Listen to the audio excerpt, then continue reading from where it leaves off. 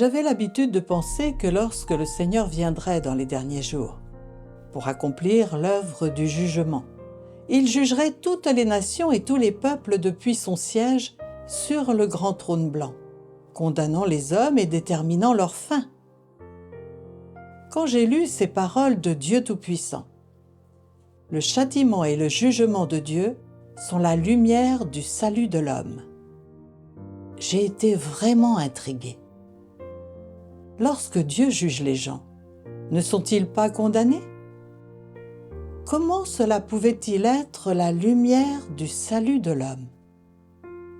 Ce n'est que lorsque j'ai lu de nombreuses paroles de Dieu Tout-Puissant que ma confusion au sujet du jugement de Dieu a été dissipée.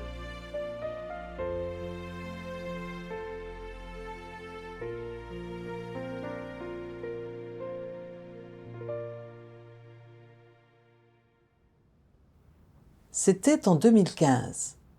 J'étais croyante depuis plus de 20 ans. En octobre, incitée par des collègues, j'ai commencé à utiliser Facebook pour me faire des amis et discuter.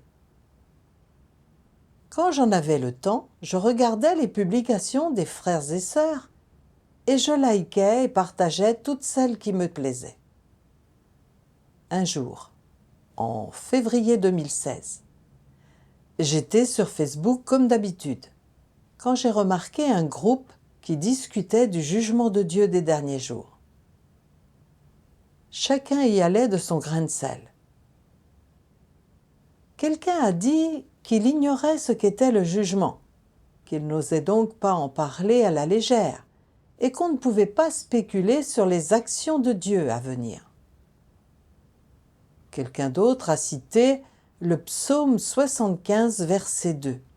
« Au temps que j'aurai fixé, je jugerai avec droiture. » Pour lui, cela signifiait que Dieu gardait la trace de ce que tout le monde avait fait et que lorsque le Seigneur Jésus nous jugerait, il le montrerait à tous comme s'il s'agissait d'un film et que nous devrions donc bien nous conduire, être droits et ne jamais faire le mal.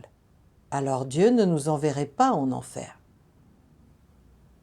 Quelqu'un d'autre a dit que, selon l'Apocalypse, quand Dieu nous jugerait dans les derniers jours, il le ferait depuis un grand trône blanc dans le ciel, où le Seigneur Jésus installerait un grand bureau auquel il s'assiérait et ouvrirait un livre contenant la vie de chacun, puis il jugerait les gens un à un selon ce qu'ils avaient fait.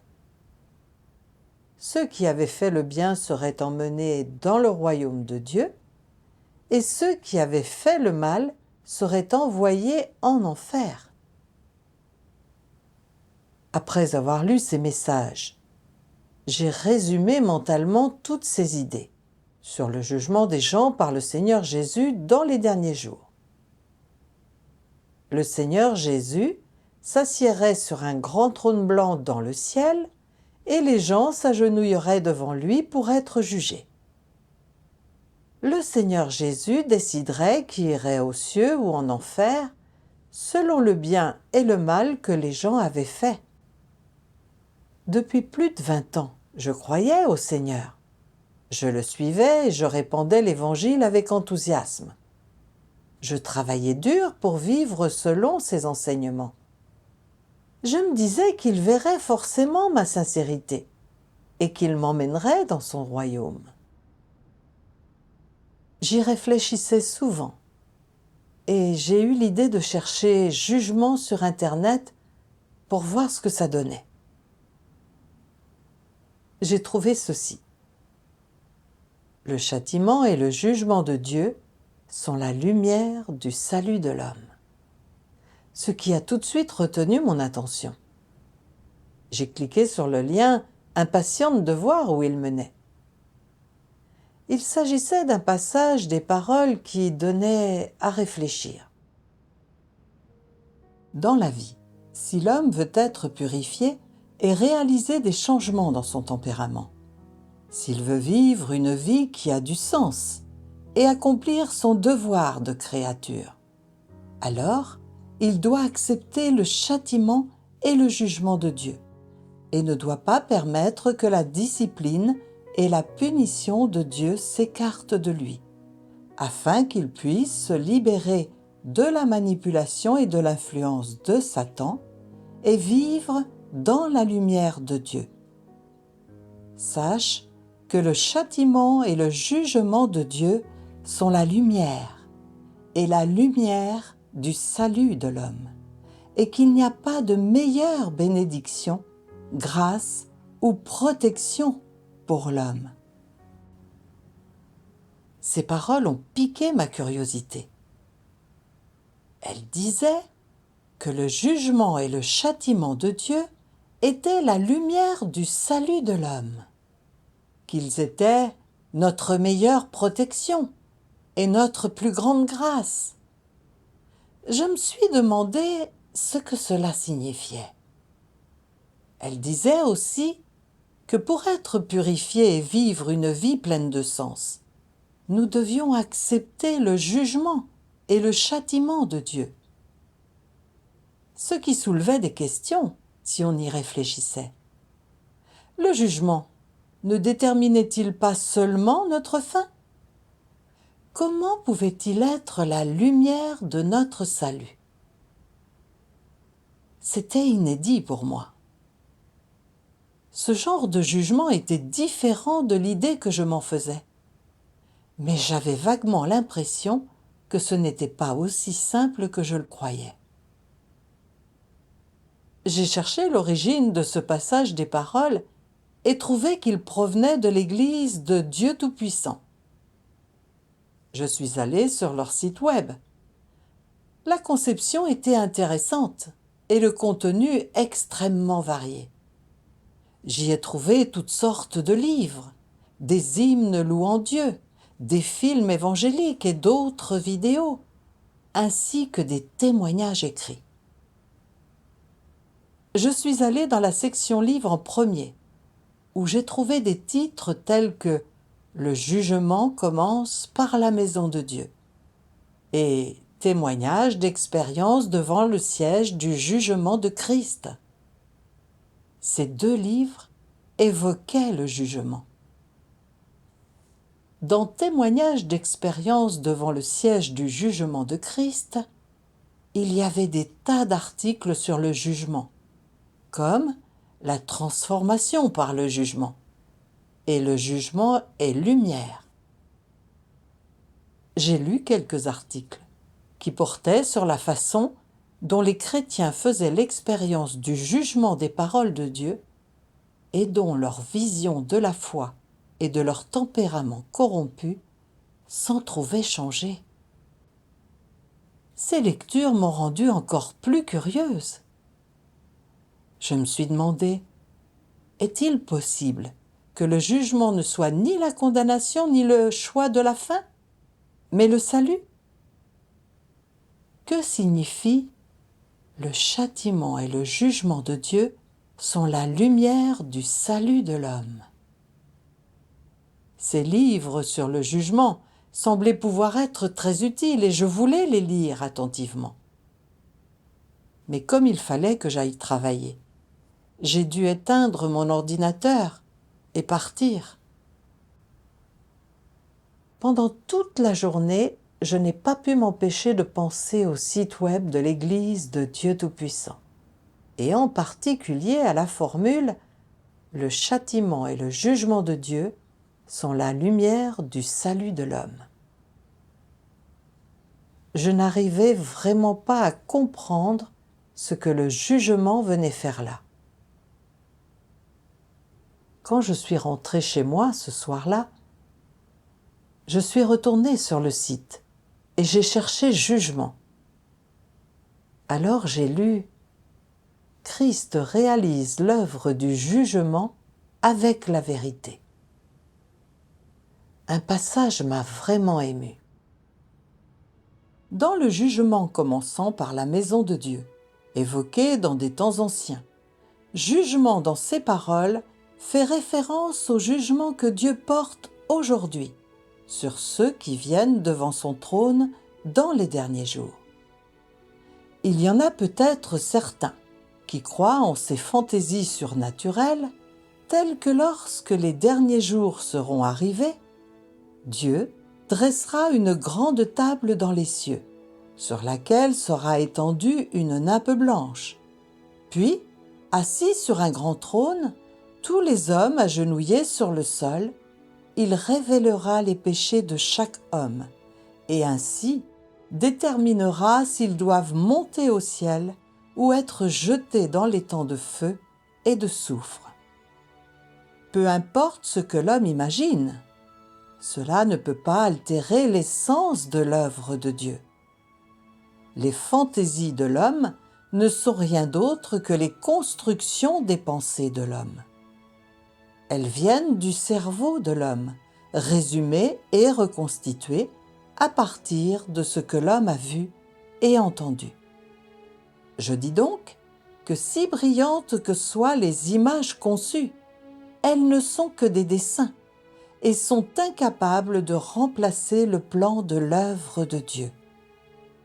L'homme, après tout, a été corrompu par Satan. Alors, comment pourrait-il sonder les pensées de Dieu? L'homme imagine l'œuvre de jugement de Dieu comme quelque chose de fantastique. Il croit que puisque c'est Dieu lui-même qui fait l'œuvre du jugement, alors cette œuvre doit être à très grande échelle et incompréhensible pour les mortels, et doit retentir à travers les cieux et ébranler la terre. Sinon, comment pourrait-elle être l'œuvre de jugement de Dieu? Il croit que puisque c'est l'œuvre du jugement, alors Dieu doit être particulièrement imposant et majestueux pendant qu'il œuvre, et que ceux qui sont jugés doivent hurler en larmes et implorer à genoux la miséricorde. De telles scènes doivent être grandioses et profondément touchantes. Tout le monde s'imagine que l'œuvre de jugement de Dieu est miraculeuse. Sais-tu cependant qu'à l'heure où Dieu a commencé l'œuvre du jugement parmi les hommes, depuis longtemps, tu restes blotti dans la léthargie? Qu'à l'heure où tu penses que l'œuvre de jugement de Dieu aura officiellement commencé, Dieu aura déjà renouvelé le ciel et la terre? À ce moment-là, tu viendras peut-être tout juste de comprendre le sens de la vie. Mais l'œuvre impitoyable de la punition par Dieu t'amènera encore profondément endormi en enfer. C'est seulement alors que tu réaliseras soudainement que l'œuvre de jugement de Dieu est déjà terminée. J'étais sidérée. Mes réflexions et mes points de vue profondément ancrés sur le jugement de Dieu des derniers jours s'en sont trouvés très clairement révélés. Croire que Dieu accomplirait le jugement dans le ciel, relevait-il juste d'une pensée surnaturelle? Le passage disait que l'œuvre du jugement de Dieu des derniers jours avait déjà commencé et qu'elle allait bientôt prendre fin et inciter les gens à chercher l'apparition de Dieu sur le champ. Je me suis demandé, serait-ce la voix de Dieu? Cette pensée m'a fait frissonner et j'ai voulu comprendre tout de suite. Alors j'ai envoyé un message à l'Église de Dieu Tout-Puissant par la fonction de conversation intégrée, en disant que je m'intéressais au jugement de Dieu des derniers jours. J'ai eu la surprise de recevoir une réponse très rapidement. Et les sœurs Liu et Li de cette église ont rejoint la conversation. Après de brèves présentations, j'ai partagé mon trouble avec elles. Selon l'Apocalypse, Dieu sera dans le ciel sur un grand trône blanc pour accomplir son jugement dans les derniers jours. Mais dans Christ réalise l'œuvre du jugement avec la vérité, il est dit que c'est là une simple notion humaine et que l'œuvre du jugement de Dieu des derniers jours a déjà commencé. Quel est le sens de tout cela? Sœur Liu a répondu par cet échange. Ce qui est dit dans l'Apocalypse sur Jean, qui voit un grand trône blanc dans le ciel sur l'île de Patmos, n'était qu'une vision, une prophétie sur le jugement de Dieu dans les derniers jours. Cela n'aura pas réellement lieu. Autrement dit, personne ne peut connaître la façon exacte dont Dieu accomplira son œuvre de jugement avant qu'il ne l'ait faite. Nous ne pourrons le savoir que lorsque la prophétie aura été réalisée. Il y a de nombreuses prophéties dans la Bible sur l'œuvre du jugement. Apocalypse chapitre 14 versets 6 et 7. Je vis un autre ange qui volait par le milieu du ciel, ayant un évangile éternel pour l'annoncer aux habitants de la terre, à toute nation, à toute tribu, à toute langue et à tout peuple. Il disait d'une voix forte, « Craignez Dieu et donnez-lui gloire, car l'heure de son jugement est venue. » Il y a aussi Jean 9,39. « Je suis venu dans ce monde pour un jugement, pour que ceux qui ne voient point voient. » Elle a ajouté que les versets qui disaient « ayant un évangile éternel pour l'annoncer aux habitants de la terre » et « je suis venu dans ce monde pour un jugement » montraient que Dieu viendrait effectivement sur terre pour accomplir son œuvre du jugement dans les derniers jours. Elle a aussi cité Jean 5,22. Le Seigneur Jésus a dit « Le Père ne juge personne, mais il a remis tout jugement au Fils. » Et le verset 27 « Et il lui a donné le pouvoir de juger, parce qu'il est Fils de l'homme. » De plus, 1 Pierre 4, 17 dit « Car c'est le moment où le jugement va commencer par la maison de Dieu. » Elle a ajouté « Ces versets disent que le jugement sera accompli par le Fils. » Les références au Fils ou au Fils de l'homme signifient qu'il est né de l'homme et possède une humanité normale. On n'appellerait pas l'Esprit de Dieu « Fils de l'homme ». C'est une preuve suffisante que Dieu accomplit l'œuvre du jugement des derniers jours dans la chair, en tant que Fils de l'homme. Il est également écrit que le jugement commence par la maison de Dieu. Autrement dit, que l'œuvre du jugement de Dieu des derniers jours commence par les croyants. J'étais surprise à ce stade et j'ai pensé « Je suis croyante depuis toutes ces années et j'ai déjà lu les versets de la Bible qu'elle mentionne. Pourquoi n'ai-je jamais remarqué que Dieu s'incarnera en tant que Fils de l'homme pour accomplir son œuvre du jugement sur terre?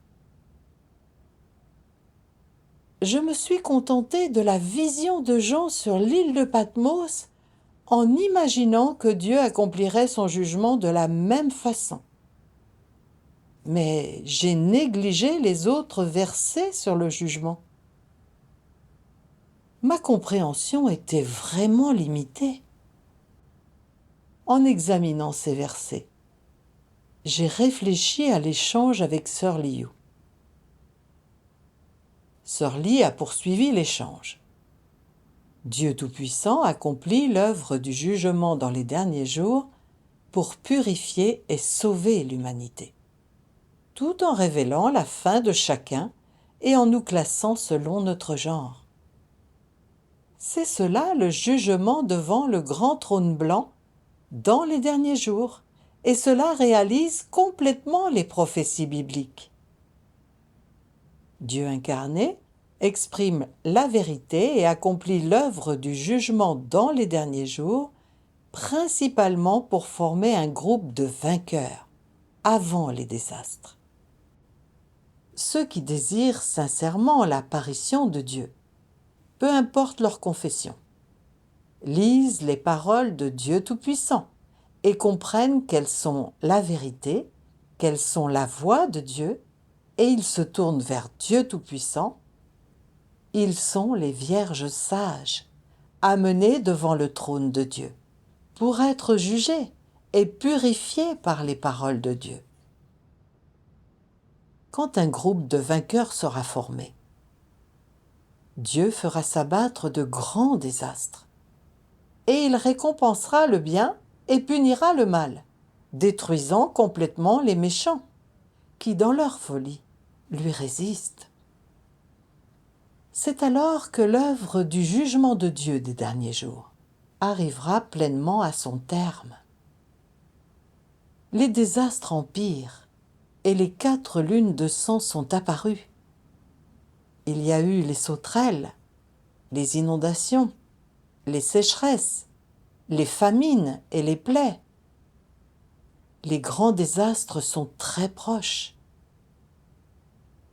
Quand ils surviendront, tous ceux qui ont fait le mal, qui ont été les ennemis de Dieu et qui appartiennent à Satan, seront détruits. Ceux qui ont accepté le jugement des paroles de Dieu et qui ont été purifiés seront protégés et survivront, et ils seront emmenés au royaume de Dieu.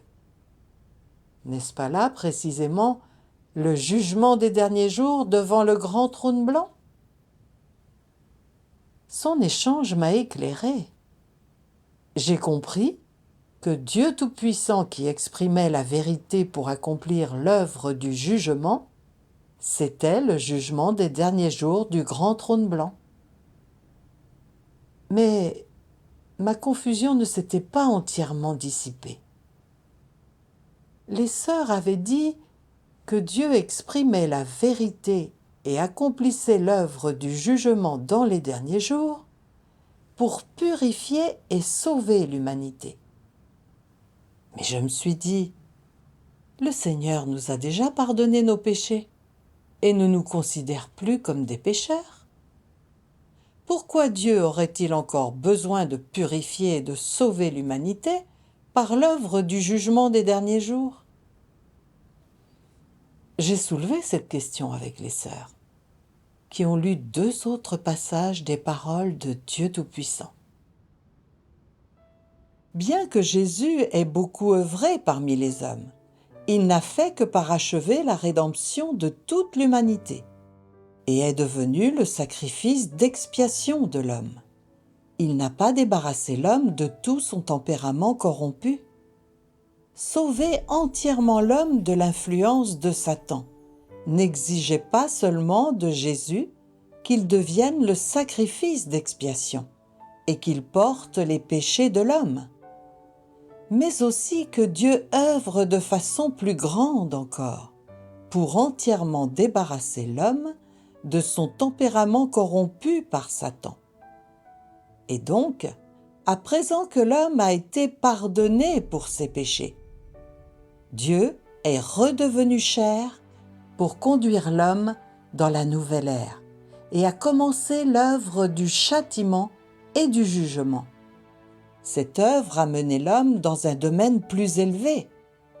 Tous ceux qui se soumettent à sa domination jouiront d'une vérité supérieure et recevront de bien meilleures bénédictions. Ils vivront véritablement dans la lumière et gagneront la vérité, le chemin et la vie. Tu sais seulement que Jésus descendra dans les derniers jours. Mais comment exactement descendra-t-il? Un pécheur comme toi qui viens d'être racheté, qui n'a pas été transformé ou perfectionné par Dieu, peux-tu être selon le cœur de Dieu? Quant à toi qui es encore ton vieil homme, il est vrai que tu as été sauvé par Jésus et que tu n'es pas compté comme un pécheur. grâce au salut de Dieu. Mais cela ne prouve pas que tu n'es pas un pécheur et n'es pas impur. Comment peux-tu être saint si tu n'as pas été transformé? À l'intérieur, tu es assailli par l'impureté, tu es égoïste et méchant, mais tu souhaites toujours descendre avec Jésus. Te croirais-tu si chanceux? Tu as raté une étape dans ta foi en Dieu. Tu as simplement été racheté, mais n'as pas été transformé. Pour que tu sois selon le cœur de Dieu, Dieu doit personnellement te transformer et te purifier. Si tu es seulement racheté, tu seras incapable d'atteindre la sainteté. De cette façon, tu ne seras pas qualifié pour partager les bénédictions de Dieu, car tu as raté une étape de l'œuvre de la gestion de l'homme par Dieu, qui est l'étape clé de la transformation et du perfectionnement. Toi, un pécheur qui vient d'être racheté, tu es donc incapable de recevoir directement l'héritage de Dieu. Après sa lecture, Sœur Lee a poursuivi son échange. À l'ère de la grâce, le Seigneur Jésus a accompli l'œuvre de la rédemption qui consistait simplement à pardonner les péchés de l'humanité. Il n'a pas résolu nos tempéraments corrompus. Nos péchés sont pardonnés et nous sommes sauvés et justifiés par la foi en notre Seigneur, ce qui signifie que nous ne sommes pas condamnés et maudits par la loi. Mais notre nature satanique, qui nous fait pécher et résister à Dieu, reste en nous. Notre nature pécheresse n'a pas été éradiquée. C'est pourquoi nous sommes encore liés par notre nature pécheresse et continuons à pécher et mentir. Certains, qui ont du calibre et des qualités, deviennent arrogants et rigides. Étant capables de contribuer un peu au travail de l'Église, ils se vantent, se battent pour la renommée et le statut, et intriguent. En apparence, ils travaillent dur et font des sacrifices, et disent que c'est pour aimer et satisfaire Dieu. En fait, c'est pour être bénis, pour gagner une couronne. Face à l'adversité ou aux épreuves, ils se querellent avec Dieu et se montrent mécontents ou disent même que Dieu est injuste, et ils le renient et le trahissent. Comment ces gens, incapables d'échapper à leurs péchés, qui s'opposent à Dieu et le jugent sans cesse, pourraient-ils être dignes du royaume de Dieu? Le Seigneur est saint. Sans la sanctification, personne ne verra le Seigneur. C'est pourquoi le Seigneur Jésus a promis qu'il reviendrait. Dieu Tout-Puissant est venu dans les derniers jours pour œuvrer sur la base de la rédemption du Seigneur Jésus. Il exprime des vérités et accomplit l'œuvre du jugement des derniers jours pour purifier et sauver l'homme une fois pour toutes, pour que nous soyons libérés de nos péchés et de nos tempéraments corrompus et pleinement sauvés et gagnés par Dieu. Ça m'a vraiment semblé très juste. Même si nos péchés sont pardonnés grâce à notre foi, notre nature pécheresse n'a pas été résolue. J'ai pensé à la situation de notre Église. Le pasteur et les anciens prêchaient juste la doctrine biblique lors des offices, sans apporter la moindre subsistance pour la vie. Ils étaient avides d'argent et rivalisaient pour obtenir le pouvoir. Ils formaient même des factions, se jugeaient et se discréditaient entre eux. Les frères et sœurs se sentaient impuissants et leur foi et leur amour s'estompaient. Beaucoup avaient des tendances mondaines et étaient avides des plaisirs de la chair. Ils n'arrivaient pas à échapper au péché. J'ai également réfléchi au fait que je ne pouvais m'empêcher de mentir et de péché. Je n'arrivais pas à mettre en pratique les paroles du Seigneur. Je vivais dans un état de péché et de confession. Comment pourrais-je entrer dans le royaume de Dieu de cette façon? Nous avons vraiment besoin que Dieu revienne accomplir l'œuvre de nous juger et de nous purifier.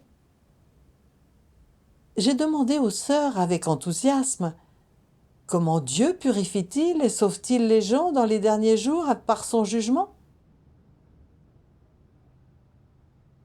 Elles m'ont lu un nouveau passage des paroles de Dieu Tout-Puissant.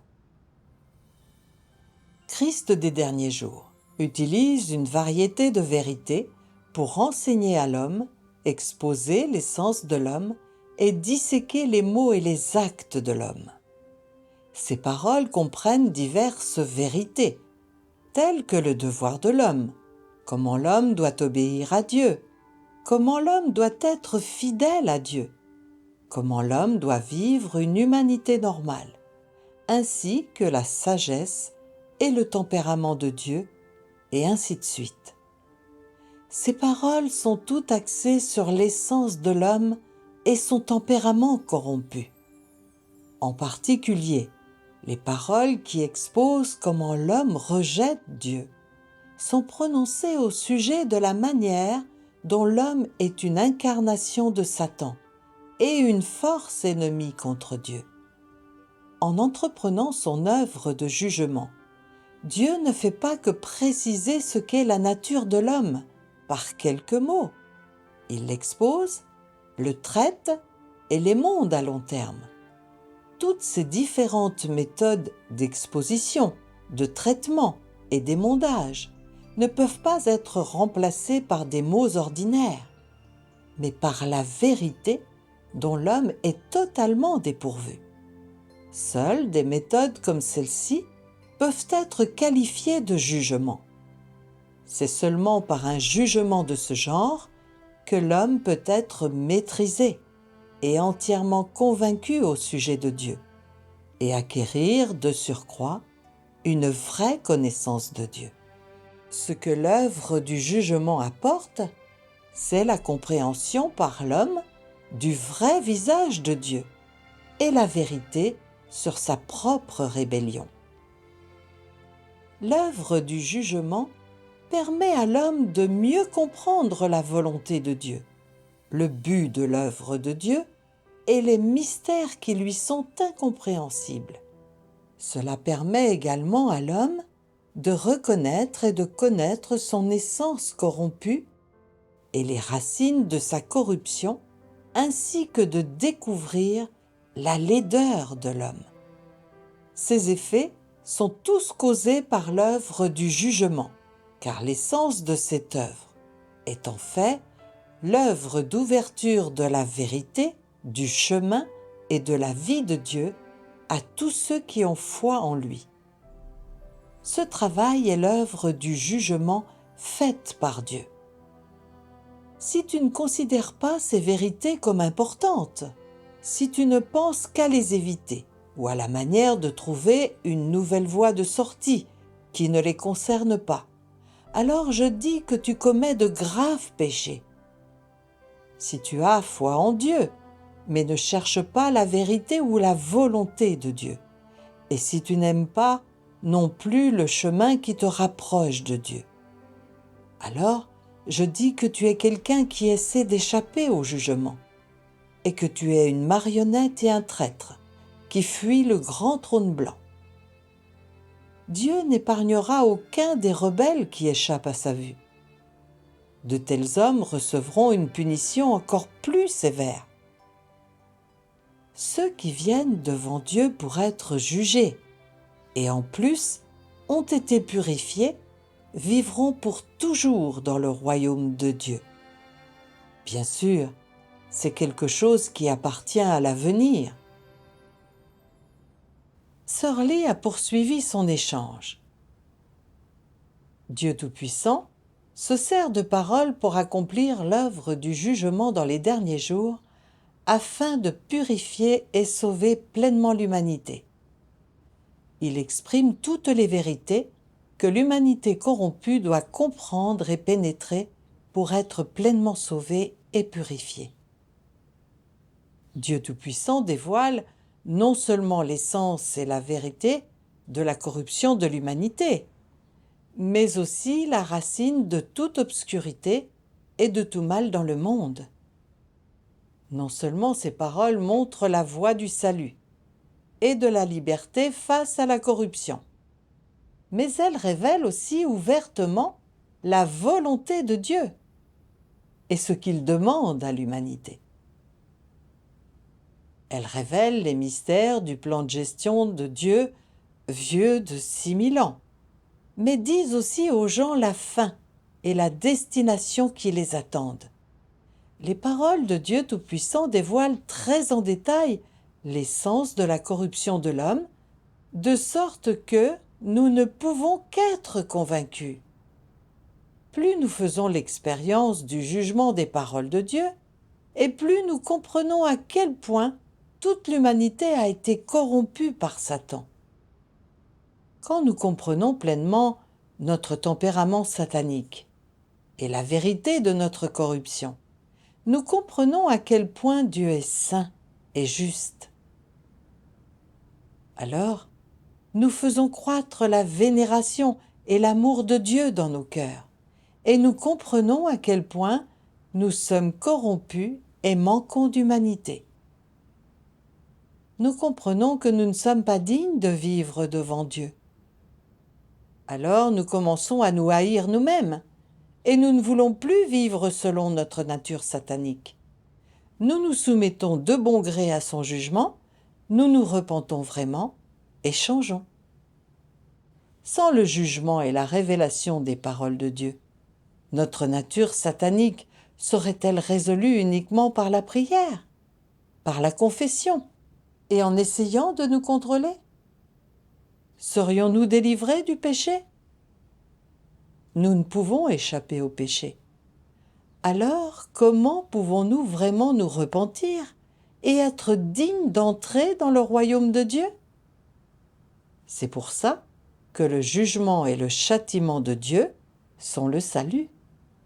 Ils sont la lumière du salut. Ceux qui refusent d'accepter le jugement des paroles de Dieu succomberont au grand désastre quand ils surviendront, en pleurant et en grinçant des dents. Ayant lu les paroles de Dieu Tout-Puissant, et après quelques jours d'échange avec ses sœurs, j'ai su dans mon cœur à quel point le jugement de Dieu Tout-Puissant des derniers jours était essentiel pour purifier et sauver l'humanité. Je n'avais pas fait l'expérience du jugement et du châtiment des paroles de Dieu à ce stade. Mais grâce à cet échange avec les sœurs et à d'autres témoignages, j'ai compris que l'œuvre du jugement de Dieu Tout-Puissant pouvait vraiment changer et purifier les gens. C'est exactement ce qu'il nous faut en tant qu'humanité corrompue. J'avais toujours cru que dans les derniers jours, Dieu accomplirait le jugement dans le ciel, depuis un imposant trône blanc, et que les croyants seraient amenés à comparaître devant le Seigneur. Maintenant, cela me semble complètement fantaisiste. Je comprends désormais que Dieu devient chair dans les derniers jours pour accomplir l'œuvre du jugement sur terre par des paroles, purifiant et sauvant tous les vrais croyants. Alors seulement fera-t-il appel au désastre pour détruire ceux qui s'opposent à lui. L'œuvre du jugement de Dieu est très concrète.